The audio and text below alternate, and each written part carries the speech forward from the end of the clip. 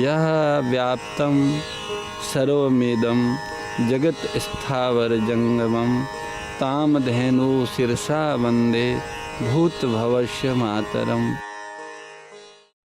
भगवान भी यहाँ ये बात कह रहे हैं कि जब साधक कार्य क्षेत्र में सब तरह का व्यवहार करता है तब इंद्रियों के सामने अपने अपने विषय आ ही जाते हैं। कर्मयोगी साधक सब तरह का व्यवहार करेगा तो इंद्रियों के सामने सब प्रकार के विषय आएंगे। उनमें से जिस इंद्रिय का अपने विषय में राग हो जाता है वह इंद्रिय मन को अपना अनुगामी बना लेती हैं। जैसे आँखों के सामने सुंदर दृश्य आया और आँखों का जो रूप इंद्रिय है, ज्ञानेंद्रिय है आँखें, उसका रूप में राग हो गया तो अब उस दृष्टि के साथ दृष्टि जो है मन को भी अपने साथ कर लेगी, मन भी उनके साथ चला जाएगा, मन उसका अनुगामी हो जाएगा। मन को अपने साथ कर लेती का मतलब यही है। अतः मन उस विषय का सुख भोग करने लग जाता है। मन में सुख बुद्धि भोग बुद्धि पैदा हो जाती है। मन में उस विषय का रंग चढ़ जाता है, उसका महत्व बैठ जाता है। जैसे भोजन करते समय किसी पदार्थ का स्वाद आता है तो रसेंद्रिय उसमें आसक्त हो जाती है।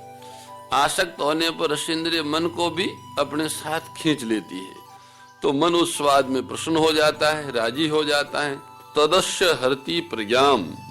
जब मनुष्य विषयों का महत्व, जब मन में विषय का महत्व बैठ जाता है तब अकेला मन ही साधक की बुद्धि को हर लेता है। साधक में कर्तव्य परायणता न रहकर भोग बुद्धि पैदा हो जाती है। वह भोग बुद्धि होने से साधक में मुझे परमात्मा की प्राप्ति करनी है ये एक निश्चय वाली बुद्धि नहीं रहती। इस तरह का विवेचन करने में तो देरी लगती है पर बुद्धि विचलित होने में देरी नहीं लगती। जहाँ इंद्रिय ने मन को अपना अनुगामी बनाया कि मन में भोग बुद्धि पैदा हो जाती और उसी समय बुद्धि मारी जाती है। वायुर नामिवाम बसी, वह बुद्धि किस तरह हर ली जाती है इसको भगवान दृष्टांत रूप से समझाते हैं कि जैसे जल में चलती हुई नौका को वायु हर लेती है ऐसे ही मन बुद्धि को हर लेता है। जैसे कोई मनुष्य नाव के द्वारा नदी या समुद्र को पार करते हुए अपने गंतव्य स्थान को जा रहा है, यदि उस समय नाव के विपरीत वायु चलती है तो वायु उस नाव को गंतव्य स्थान से विपरीत ले जाती है। ऐसे ही साधक एक निश्चय वाली बुद्धि रूपी नौका पर आरूढ़ होकर संसार सागर को पार करता हुआ परमात्मा की तरफ चलता है तो एक इंद्रिय जिस मन को अपना अनुगामी बनाती है वह अकेला मन ही बुद्धि रूपी नाव को हर लेता है, उसे संसार की तरफ ले जाता है। इससे साधक के विषय में सुख बुद्धि और उनके उपयोगी पदार्थों में महत्व बुद्धि हो जाती है। वायु नाव को दो तरह से विचलित करती हैं। एक तो नाव को पथ भ्रष्ट कर देती हैं अथवा जल में डुबा देती हैं, परंतु कोई चतुर नाविक होता है तो वह वायु की क्रिया को अपने अनुकूल बना लेता है, जिससे वायु नाव को अपने मार्ग से अलग नहीं ले जा सकती, प्रत्युत उसको गंतव्य स्थान तक पहुंचाने में सहायता करती है। ऐसे ही इंद्रियों के अनुगामी हुआ मन बुद्धि को दो तरह से विचलित करता है। परमात्मा प्राप्ति के निश्चय को दबाकर भोग बुद्धि पैदा कर देता है अथवा निषिद्ध भोगों में लगाकर पतन कर देता है। परंतु जिसका मन और इंद्रियां वश में होती हैं उसकी बुद्धि को मन विचलित नहीं कर सकता, प्रत्युत परमात्मा के पास पहुंचाने में सहायता करता है। यहाँ शंका हो सकती है कि उपरोक्त श्लोक में इंद्रियों को न लेकर मन को क्यों लिया गया है, मन बुद्धि को हरता है ऐसा क्यों कहा है। इंद्रियों को बुद्धि का हरण करने वाले न बताकर मन को बुद्धि का हरण करने वाला क्यों बताया गया है। इसका समाधान है कि इसी अध्याय के 60वें श्लोक में इंद्रियों को मन का हरण करने वाली बताया है और तीसरे अध्याय के 42वें श्लोक में इंद्रियों से मन को और मन से बुद्धि को पर बताया है। इससे सिद्ध होता है कि इंद्रियां मन का हरण करती हैं, मन बुद्धि का हरण करता है। दूसरी बात, बुद्धि को हरने के विषय में मन ही मुख्य है, इंद्रियों नहीं। कारण कि जब तक किसी इंद्रिय के साथ मन नहीं होता तब तक उस इंद्रिय को अपने विषय का भी ज्ञान नहीं होता। भगवान दत्तात्रेय जी ने अधिष्ठाय मनश्चा, श्रीमद् भागवत जी में भगवान दत्तात्रेय जी महाराज कहते हैं कि जिसका चित्त आत्मा में ही निरुद्ध हो जाता है उसको बाहर भीतर कहीं किसी पदार्थ का भान नहीं होता। मैंने देखा था कि एक बाण बनाने वाला कारीगर बाण बनाने में इतना तन्मय हो रहा था कि उसके पास से ही दल बल के साथ राजा की सवारी निकल गई और उसको पता तक न चला। बाण बनाने वाले की कर्ण इंद्रिय भी थी और उसका विषय शब्द भी था, पर मन उस तरफ न रहने से वह सुनाई ही नहीं दिया। तात्पर्य है कि मन साथ रहने से ही इंद्रियों को अपने विषय का ज्ञान होता है। जब मन साथ न रहने से इंद्रियों को अपने विषयों का, जब मन साथ में नहीं रहता है तो इंद्रियों को अपने विषयों का ज्ञान नहीं होता। फिर वह इंद्रिय बुद्धि को कैसे हर सकती है? नहीं हर सकती है। अयुक्त पुरुष की निश्चयात्मिका बुद्धि क्यों नहीं होती, इसका हेतु तो पूर्व श्लोक में बता दिया। अब जो युक्त पुरुष है, मुझे भगवत प्राप्ति करनी, ऐसा उन्होंने दृढ़ निर्णय कर लिया है, उसकी स्थिति का वर्णन करने के लिए आगे के श्लोक कहते हैं। भगवान कहते हैं, महाभाव, जिस मनुष्य की इंद्रियों के विषय से सर्वथा वश में की हुई हैं, उसकी बुद्धि इस तरह है। प्रज्ञा प्रतिष्ठिता, 60वें श्लोक से मन और इंद्रियों को वश में करने का जो विषय चला आ रहा है उसका उपसार करते हुए तस्मात् पद से भगवान कहते हैं कि जिसके मन और इंद्रियों में संसार का आकर्षण नहीं रहा उसकी बुद्धि प्रतिष्ठित है। तात्पर्य यह है कि संसार के साथ व्यवहार करते हुए अथवा एकांत में चिंतन करते हुए किसी भी अवस्था में उसकी इंद्रियों भोगों में, विषयों में प्रवृत्त नहीं होती। व्यवहार काल में कितने ही विषय उसके संपर्क में क्यों न आ जाए, पर वे विषय उसको विचलित नहीं कर सकते। उसका मन भी इंद्रियों के साथ मिलकर उसकी बुद्धि को विचलित नहीं कर सकता। जैसे पहाड़ को कोई डिगा नहीं सकता, ऐसे ही उसकी बुद्धि में इतनी दृढ़ता आ जाती है कि उसको मन किसी भी अवस्था में डिगा नहीं सकता। कारण कि उसके मन में विषयों का महत्व नहीं रहा। भगवान कहते हैं कि इंद्रियों विषयों से पूरी तरह से वश में जिस की हुई हैं, विषयों में उनका लेश मात्र भी राग, आसक्ति, खिंचाव नहीं रहा है, तो वह प्रज्ञा प्रतिष्ठित है। जैसे सांप के दांत निकाल दिए जाए तो फिर उसमें जहर नहीं रहता, वह किसी को काट भी लेता है तो उसका कोई असर नहीं होता। ऐसे ही इंद्रियों को राग द्वेष से रहित कर देना ही मानो उनके जहरीले दांत निकाल देना है। फिर उन इंद्रियों में ये ताकतें नहीं रहती कि वे साधक को पतन के मार्ग में ले जाए। इस श्लोक का तात्पर्य है कि साधक को दृढ़ता से निश्चय कर लेना चाहिए, मेरा लक्ष्य परमात्मा की प्राप्ति करना है, भोग भोगना और संग्रह करना मेरा लक्ष्य नहीं है। अगर ऐसी सावधानी साधक में निरंतर बनी रहे तो उनकी बुद्धि स्थिर हो जाती है, दृढ़ हो जाती है। जिसकी इंद्रियों सर्वथा उनके वश में है, उसमें और साधारण मनुष्य में क्या अंतर है, ये आगे के श्लोक में भगवान बताते हैं। श्री भगवान बोले, संपूर्ण प्राणियों की जो रात, परमात्मा से विमुखता को यहाँ रात का है, संपूर्ण प्राणियों की जो रात है उसमें संयमी मनुष्य जागता है, और जिसमें सब प्राणी जागते हैं वह मुनि की दृष्टि में रात है। या निशा सर्वभूतानां तस्याम जागृति संयमी।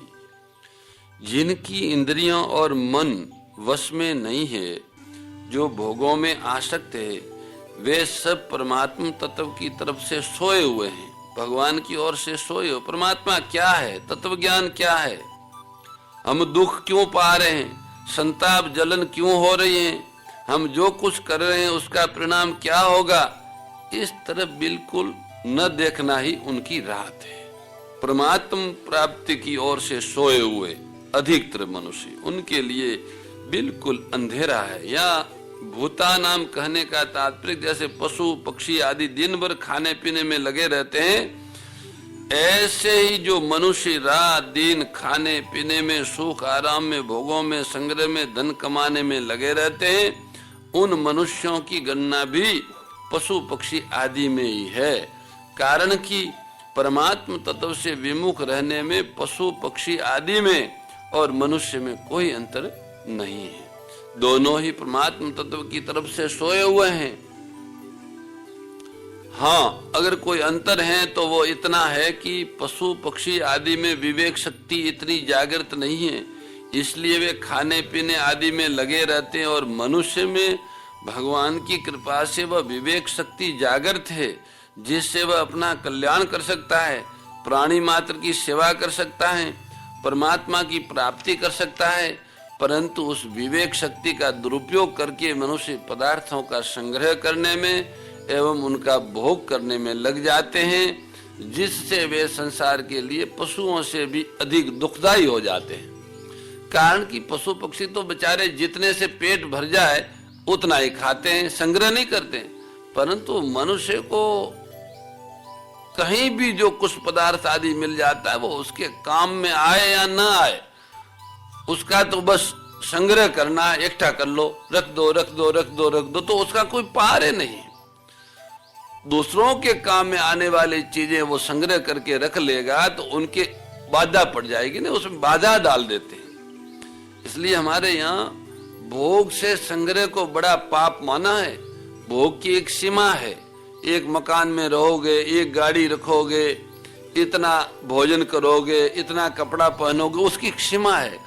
पर इकट्ठा करने लग जाओ तो कितने मकान रख लो, कितनी गाड़ियां रख लो, कितने कपड़े इकट्ठे कर लो, कितने गहने इकट्ठे कर लो, उसकी कोई मापे नहीं है, कोई सीमाएं नहीं है। और जितना हम अपनी आवश्यकता से अधिक इकट्ठा करके रखते हैं वो अपना नहीं है, दूसरों का है। हमने उस पर ताला लगा दिया तो दूसरे काम में भी नहीं आएगा, बाधा डाल दी उसके काम में। वो भगवान ने बनाया तो उनके निर्वाह के लिए था, पर हमने अपनी बुद्धि का दुरुपयोग करके उसे अपने लोक में डाल दिया। हाँ, अगर वह संग्रह परमार्थ के लिए है, अभावग्रस्तों की सेवा के लिए है, तब तो उस हेतु से संग्रह किया गया है, तब तो ठीक है। जैसे गोग्रास संग्रह करते हैं गाय की चारा के लिए, उसमें विनियोग करते हैं लाके। पर अगर गोग्रास संग्रह करके बैंक में डाल दें और गाय भूख मरे तो ये तो बहुत बड़ा अपराध है। इसलिए भोग से संग्रह को बड़ा पाप माना है। तो जो लोग भोग और संग्रह में लगे रहते हैं उनकी दृष्टि परमात्मा की ओर जाती नहीं, वो इसी में ही रचे पचे हैं, परमात्मा की ओर से सोए हुए हैं। तस्याम जागृति सहमी, मनुष्यों की जो ऊपर बताई हुई रात है, परमात्मा की ओर से मनुष्य सोया हुआ है, उस तरफ जो सहमी है, जो विवेकी हैं, जो साधक हैं, वो जागा हुआ है। परमात्मा की तरफ से, अपने कल्याण की तरफ से जो विमुखता है उसमें संयमी मनुष्य जागता है। जिसने इंद्रियों और मन को वश में किया है, जो भोग और संग्रह में आसक्त नहीं है, जिसका ध्येय केवल परमात्मा है, वह संयमी है। उसी का नाम संयमी मनुष्य है, उसी का नाम साधक है। परमात्म तत्व को, अपने स्वरूप को और संसार को यथार्थ रूप से जानना ही उस रात में जागना है। यशाम जागृति भूतानी, जो भोग और संग्रह में बड़े सावधान रहते, एक एक पैसे का हिसाब रखते हैं, जमीन के एक एक इंच का ध्यान रखते हैं, जितने रुपये अधिकार में आ जाए वे चाहे न्याय पूर्वक हो अथवा अन्याय पूर्वक हो, उसमें वे बड़े खुश होते हैं कि इतनी पूंजी तो हमने ले ही ली, इतना लाभ हमें हो ही गया। इस तरह वे सांसारिक क्षण भंगुर भोगों को बटोरने में और आदर सत्कार मान बड़ाई आदि प्राप्त करने में लगे रहते हैं। उनमें बड़े सावधान रहते हैं कि कहीं पैसा कम ना हो जाए, कहीं हमारा मान न घट जाए। यही उन लोगों का संसार की तरफ जागना है। सा निशा पश्यतो मुनि, इसमें जो ये सब संसारिक जीव जगे हुए हैं उस तरफ से जो मननशील मुनि है, जिनका लक्ष्य भगवत प्राप्ति, वो सोया हुआ है। वो रुपया इकट्ठा हुआ है कि नहीं हुआ, जमीन है कि नहीं, कमरा है कि नहीं, कुटिया है कि नहीं, भोजन मिलेगा कि नहीं मिलेगा, कपड़ा है, कोई पता नहीं, मिले मिले नहीं मिले नहीं मिले, कोई मतलब ही नहीं। केवल मुझे परमात्मा ही चाहिए, इस तरफ वो जगा हुआ है। और संसार की जिन जिन सांसारिक पदार्थों का भोग संग्रह करने में मनुष्य अपने को बड़ा बुद्धिमान और चतुर मानते हैं और उसमें राजी होते हैं, संसार और परमात्मा तत्व को जानने वाले मननशील सहमी पुरुष की दृष्टि में वह सब रात के समान है, बिल्कुल अंधेरा है, घटाटोप। जैसे बच्चे खेलते हैं तो वे कंकड़ पत्थर कांच के लाल पीले टुकड़ों को लेके आपस में लड़ते हैं। अगर वह मिल जाता है तो वे राजी हो जाते हैं कि मैंने बहुत बड़ा लाभ उठा लिया, और अगर वह नहीं मिलता है तो दुखी हो जाते हैं कि मेरी बड़ी भारी हानि हो गई। परंतु जिसके मन में कंकड़ पत्थर आदि का महत्व नहीं है, ऐसा समझदार व्यक्ति समझाता है कि इन कंकड़ पत्थरों के मिलने से क्या लाभ हुआ। मोर मुकुट बंसी वाले की जय, गौ माता की जय। हे मेरे नाथ, आप अपनी सुधामयी सर्व समृद्ध पतित पावनी अहेतु की कृपा से मानव मात्र को विवेक का आदर तथा बल का सदुपयोग करने का सामर्थ्य प्रदान करें। एवं हे करुणा सागर, आप अपनी अपार करुणा से शीघ्र ही राग द्वेष का नाश करें, जिससे सभी का जीवन सेवा, त्याग और प्रेम से परिपूर्ण हो जाए। ओम आनंद, ओम परमानंद, ओम सच्चिदानंद। नारायण नारायण नारायण। जय गो माता, जय गोपाल।